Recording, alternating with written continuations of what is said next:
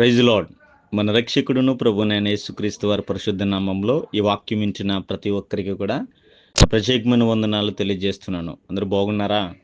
ఉదయకాల ప్రార్థనలు, సాయంకాలపు వర్తమానాలు వింటూ ప్రతినిత్యము దేవుణ్ణి ధ్యానిస్తున్న మీ అందరికీ వందనాలు. సుమారు నెల రోజులు అయిపోయింది. ఈ నెల నుంచి కూడా ప్రతిదినము ఉదయపు ప్రార్థనలు, సాయంకాలపు వర్తమానాలతో వారానికి 6 రోజుల పాటు ఈ రీతిగా కొనసాగడం ఎంతో ఆశీర్వాదకరము. ఒకరిద్దరు అడిగారు నన్ను, ఇలా ఒక నెల అంటే చేశారు కానీ కొనసాగిస్తారా, ఇందుట్లో ఏమైనా కాంప్రమైజ్ ఉంటుందా అని. నేను ఇందులో కాంప్రమైజ్ అవ్వడానికి ఏముంది? క్రైస్తవ జీవితంలో కాంప్రమైజ్లు ఏముండదు, రాజీ పడడం ఉండదు. నాకు సాధ్యమైనంత మట్టుకు ఉదయకాలపు ప్రార్థనలు చేస్తాను, సాయంకాలపు వర్తమానాలు అందిస్తాను. నాతో కలిసి తమ్ముడోళ్ళు, నాతో కలిసి దైవ సేవకులు వచ్చినంత కాలం అది ఎదురుకి వెళ్తూ ఉంటుంది. నేనైతే ఇందుట్లో రాజీ పడలేను అని చెప్పాను. అనేక సార్లు క్రైస్తవ జీవితంలో చుట్టూ ఉన్న పరిస్థితులు మన విశ్వాస జీవితాన్ని రాజీ పడేలాగా చేస్తూ ఉంటాయి. అనేక సందర్భాల్లో మనం తీసుకున్న డిసిషన్స్కి మనమే రాజీ పడిపోతూ ఉంటాం. రాజీ పడడం అంటే ఒక పని చేయాలి అనుకుంటాం, కానీ పరిస్థితులు అనుకూలంగా లేనప్పుడు దాన్ని విడిచిపెడతా ఉంటాం. ఒక విధంగా ఆత్మీయ జీవితంలో ముందుకు వెళ్ళిపోవాలని తీవ్రమైన నిర్ణయాలు తీసుకుంటాం. ఈ సంవత్సరం అది చేయాలి, ఇది చేయాలని. కానీ ఆ కాలము గడుస్తూ ఉండగా, సమయము అవుతూ ఉండగా కొన్ని రకాల పరిస్థితులు, సాతాను పెట్టే శోధనలు అనవచ్చు, కుటుంబ భారము, ఆర్థిక ఇబ్బందులు, ఇలా అనేకమైన పరిస్థితులు మనల్ని రాజీ పడిపోలా చేస్తాయి. ఉన్నతమైన స్థానంలో ఉంటాము ఆత్మీయంగా అనుకుంటున్న మనమే అనేక సార్లు దానిని రీచ్ అవ్వలేకపోతూ ఉంటాం. దానికి కారణం ఏంటంటే రాజీ పడే వ్యక్తిత్వం. కానీ క్రైస్తవ జీవితంలో మనం ఎటువంటి జీవితం కలిగి ఉండాలంటే రాజీ పడని క్రైస్తవ్యాన్ని మనము చూపించాలి. క్రైస్తవ జీవితంలో మనం ఎప్పుడు రాజీ పడకూడదు. రాజీ పడని క్రైస్తవ జీవితం ఎలా ఉంటుంది అంటే అది ఎప్పుడు కూడా ప్రార్థనతో ముడిపడి ఉంటుంది. రాజీ పడని క్రైస్తవ జీవితం ఎడతెగక ప్రార్థించేదిగా ఉంటుంది. తెస్సలోనికీయులకు రాసిన పత్రిక మొదటి పత్రికలో 5వ అధ్యాయంలో 17వ వచనాన్ని మనం చదువుకుంటే ఎడతెగక ప్రార్థన చేయుడి అనే మాట ఉంటుంది. రాజీ పడకుండా క్రైస్తవ జీవితాన్ని కొనసాగిస్తున్నావు నీవని తెలుసుకోవడానికి ఒక కారణము, ఒక ఒక ఒక సందర్భము ఎప్పుడు మీకు తెలుస్తూ ఉంటుందంటే, నీ జీవితాన్ని ఒకసారిగా తొంగి వెనకకి చూస్తే నువ్వు ప్రార్థన చేస్తున్నావా ఎడతెగక లేదా అనే ఆ విషయం మీద ఆధారపడి ఉంటుంది. ఇక్కడ దైవజనుడైన పౌలు తెస్సలోనిక సంఘానికి రాస్తూ ఈ మాట చెప్తున్నాడు, ఎడతెగక ప్రార్థన చేయండి. ఎడతెగక అంటే ప్రే వితౌట్ సీజింగ్, ఆపక, ప్రతి అవసరతలో కూడా, ప్రతి సందర్భంలో కూడా మీరు ప్రార్థించాలి అనే మాటని ఇక్కడ రాస్తా ఉన్నాడు. ఎడతెగక అనే మాట అన్నిసార్లు అని కాదు, ఎల్లకాలము అని కాదు, కానీ ప్రతి సందర్భంలోనూ కూడా మనం ప్రార్థించాలి. అవకాశం ఉన్న ప్రతిసారి కూడా మనం ప్రార్థించాలి. దినమునకు 1 మారు చేయాలా, 2 మార్లు చేయాలా, 3 మార్లు చేయాలా అనేది కాదు, కానీ ప్రతి సమయంలో కూడా అవకాశము దొరికిన ప్రతిసారి మనం ప్రార్థించేవారుగా ఉండాలి. ఇది రాజీ పడని ఒక క్రైస్తవ జీవితం. చూస్తూ ఉన్నారు కదా, ప్రతి ఉదయం ప్రార్థించడానికి ప్రయత్నిస్తూ ఉన్నాం. ఒక్కొక్కసారి ఆల్నైట్ సర్వీసులకి వెళ్ళి వచ్చి ప్రార్థన చేయాల్సి ఉంటుంది. ఒక్కొక్కసారి ఏదో చిన్న డిస్టర్బెన్స్ ఇంట్లో ఉండగానే ప్రార్థన చేయాల్సి ఉంటుంది. ఒకసారి నెట్వర్క్ లేనప్పుడు కూడా ప్రార్థన చేయాలి ఉంటుంది. కరెంట్ లేనప్పుడు ప్రార్థన చేయాలి ఉంటుంది. ఒక్కొక్కసారి అనుకోని విధంగా ప్రార్థన చేయలేని సందర్భంలో ఆన్లైన్లో చేయకపోయినా కానీ ఆ సందర్భం ట్రావెలింగ్లో కూడా ప్రార్థన చేయాలంటుంది. ఇది రాజీ పడని క్రైస్తవ జీవితం. నేను ఉదయాన్నే ప్రార్థన చేస్తాను అని ఒక నెల రోజుల క్రితం మాట ఇచ్చాను మీ అందరికీ. ఆ మాటను బట్టి అనేక మంది యాడ్ అయ్యారు, జాయిన్ అయ్యారు. ఆ మాటను నెరవేర్చుకుంటూ రాజీ లేకుండా నాలో అనేక రకాల పరిస్థితులు వచ్చినాయి. ఆపలేదు. ఈ ఆపని ఆగకుండా కొనసాగేదే క్రైస్తవ జీవితం. రాజీ పడని క్రైస్తవ జీవితం మీరు కలిగి ఉండాలి. అపోస్తలులు రాజీ పడలేదు ఏ విషయంలో కూడా. క్రీస్తు రాజీ పడలేదు ఏ విషయంలో కూడా. మొదటి శతాబ్దపు క్రైస్తవ్యం రాజీ పడలేదు ఏ విషయంలో కూడా. ఈరోజు ఈ మాటలు వింటున్న నీవు కూడా ఏ విషయంలో రాజీ పడకూడదు. ఏదైతే ప్రార్థన జీవితం కలిగి ఉన్నావో రాజీ పడకుండా ప్రార్థన జీవితాన్ని కొనసాగించుకోవాలి. ఒకానొక నాడు యేసేపు జీవితాన్ని నేను ధ్యానం చేస్తూ ఉంటే నాకు అనిపించింది, చిన్నతనం నుంచి చనిపోయే వరకు ఏ విషయంలోనే ఇతను రాజీ పడ్డాడా అని ఆలోచన చేస్తే నేవారు. ఎటువంటి పరిస్థితులైనా అతను రాజీ పడలేదు. క్రైస్తవులుగా చెప్పుకుంటున్న మనము కూడా రాజీ పడకుండా ఉండాలి. మనం ఎడతెగక ప్రార్థన చేయాలి. రెండవదిగా మనము చలించని విశ్వాసాన్ని కలిగి ఉండాలి. ఇక్కడ తెస్సలోనికీయులకు రాసిన పత్రికలను 5వ అధ్యాయంలోనే కొనసాగించుకుంటూ వెళ్తే 19వ వచనము చక్కగా మనకి ఈ రీతిగా రాయబడింది. ఆత్మను అర్పకుడి, ప్రవచించుటను నిర్లక్ష్యము చేయకుడి, సమస్తమును పరిశీలించి లేదా పరీక్షించి మేలైన దానిని చేపట్టుడి, ప్రతి విధమైన కిడుకు దూరంగా ఉండడి. ఇక్కడ చక్కని మాటలు రాశాడు. ఆత్మను అర్పకండి.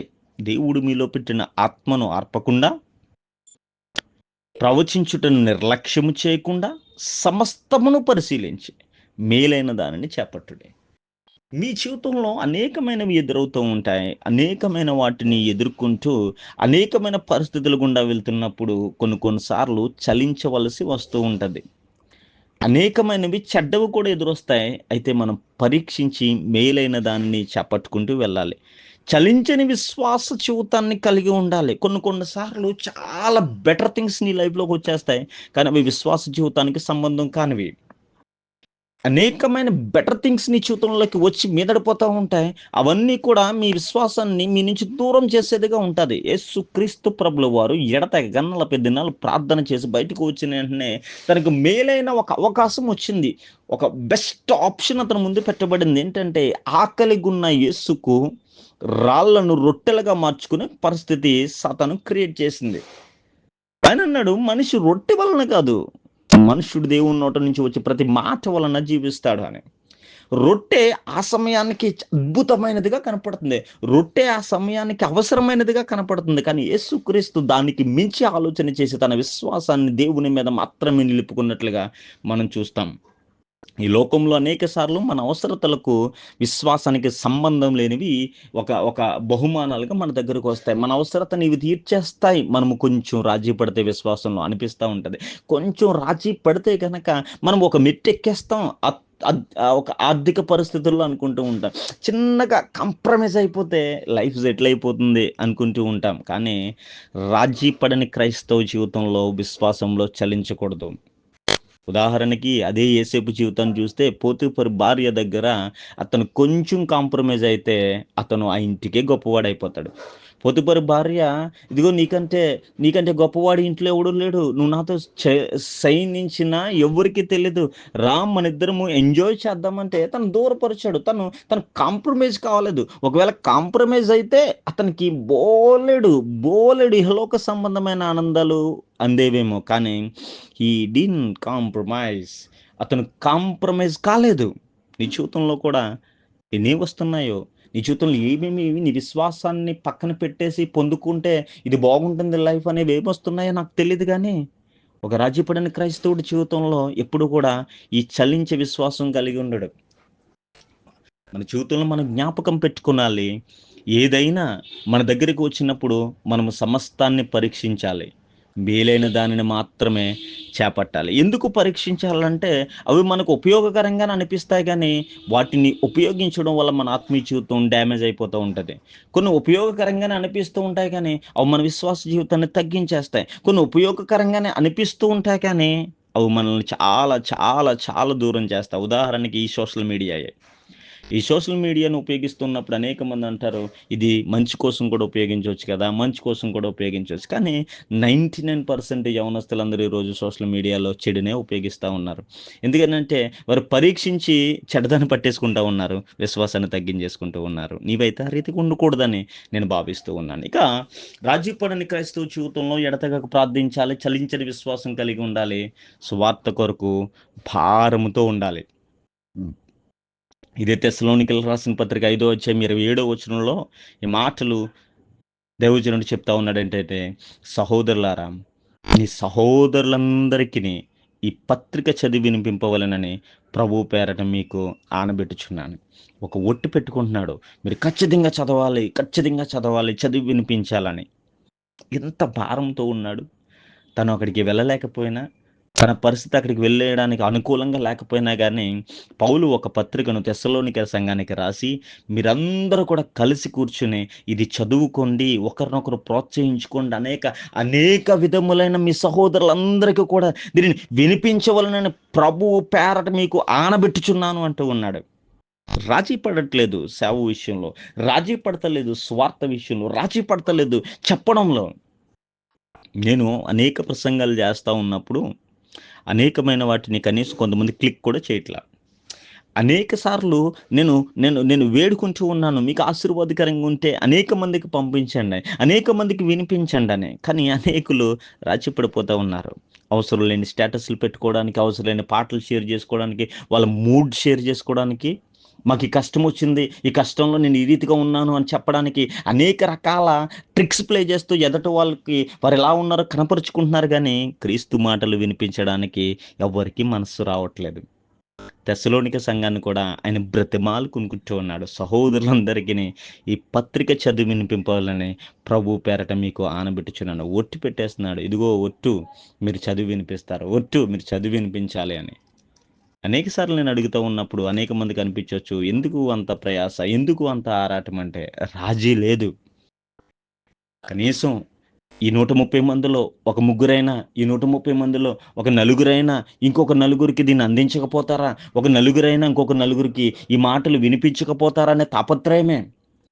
నాకున్న కోరికల్లా, నా టీమ్‌కున్న కోరికల్లా ఏంటంటే, అనేక ప్రదేశాల్లో ఉండి ఉజ్జీవింపబడిన ఆత్మలు కలిగిన వారు మరింత మందికి ఈ యొక్క వాక్యాన్ని షేర్ చేయాలని. ఎక్కడైతే అన్‌రీచబుల్ ప్లేసెస్ పీపుల్ ఉంటారో వాళ్ళని రీచ్ అవ్వడమే టార్గెట్.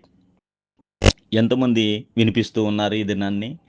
రాజీపడని క్రైస్తవ జీవితం. సువార్త కొరకు భారంతో ఉండాలి. ఏ విషయంలో రాజీ పడిపోతున్నావు నువ్వు? వినిపించే విషయంలో రాజీ పడిపోతున్నావు కదా! అన్ని రకాల స్టేటస్‌లో సాంగ్స్ వినిపిస్తా ఉన్నావా?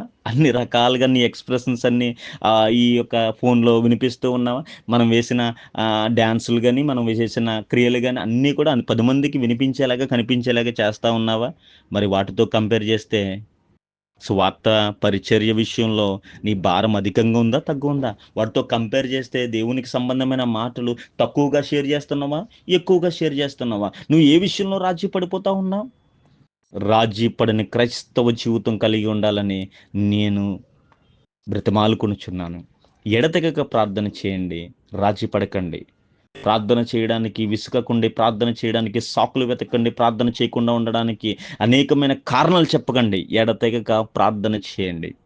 విశ్వాసంలో నీ విశ్వాసాన్ని పాడు చేయడానికి వచ్చినది అదేనేదైనా, అది అందమైన, ఐశ్వర్యమైన, ఉద్యోగమైన, వ్యాపారమైన మరేదైనా కానీ దాన్ని పక్కన పెట్టి విశ్వాస జీవితంలో సడలకుండా ఉండడానికి ప్రయత్నించండి. అన్నిటికంటే ముందు, అన్నిటికంటే గొప్పగా సువార్త కొరకు భారం కలిగి ఉండండి. యేసేపు ఫరో ఎదుటికెళ్ళి, నువ్వు గొప్పవాడివి, నీలో దేవుని ఆత్మ ఉన్నది, నీలాంటి వాడు గొప్పవాడు అంటే, దేవుడు ఒకడికి బయలుపరిస్తే కానీ అది ఎవడి వల్ల కాదు, దేవుడే నాకు ఇవన్నీ బయలుపరిచాడని సాక్ష్యం ఇచ్చాడు. దానియేలు అదే రీతిగా సాక్ష్యం ఇచ్చాడు. ప్రతి దైవజనుడు కూడా నువ్వు గొప్పవాడివి అన్నింటినే వెంటనే వారికి అవకాశం దొరికిన ప్రతిసారి సువార్తను చెప్పడానికి ప్రయత్నించారు. ఈ జీవితంలో కూడా సువార్తకు కొంత భాగం ఇచ్చి రాజీ పడని క్రైస్తవ జీవితం కలిగి ఉండాలని మనస్ఫూర్తిగా కోరుకుంటూ నేను మాటలు ముగిస్తున్నాను. దేవుడు మిమ్మల్ని దీవించును గాక. ఆమేన్. ప్రార్థన చేద్దాం. ప్రేమ నమ్మకం కలిగిన మా దేవ, మీకు వందనాలు, స్తోత్రాలు. ఈ యొక్క సాయంకాల సమయంలో ఈ రీతిగా నీ బిడ్డలతో మాట్లాడి ఉండగా రాజీ పడని క్రైస్తవ జీవితం వారు కూడా కలిగి ఉండడానికి సహాయం చేయమని, ఎవరెవరికైతే తండ్రి ఈ మాటలు వినిపించబడ్డాయో వారు మరొక కొంతమందికి వినిపించలాగన కృపను అనుగ్రహించమని మా రక్షకుడును నజరేయుడైన యేసు నామములో అడిగి వేడుకొనుచున్నాం తండ్రి. ఆమేన్. తండ్రి, కుమార, పరిశుద్ధాత్మ త్రియేక దేవుని దీవెన సదాకాలం మీకు తోడైనను గాక. ఆమేన్.